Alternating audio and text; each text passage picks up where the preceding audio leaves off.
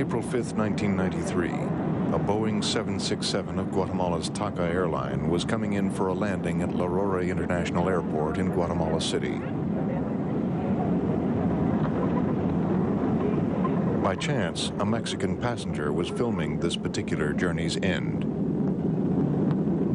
What none of the passengers knew was that a tropical storm had just passed over the airport.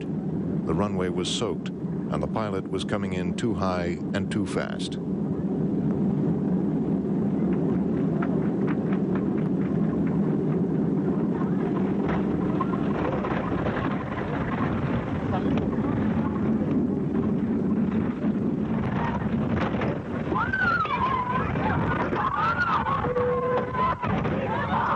The plane skidded off the end of the runway and plowed into several structures.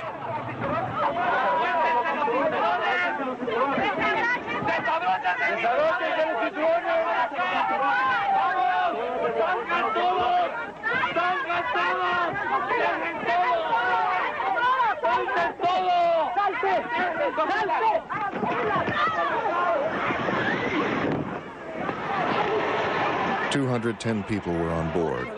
Despite the chaos, only 3 were hurt.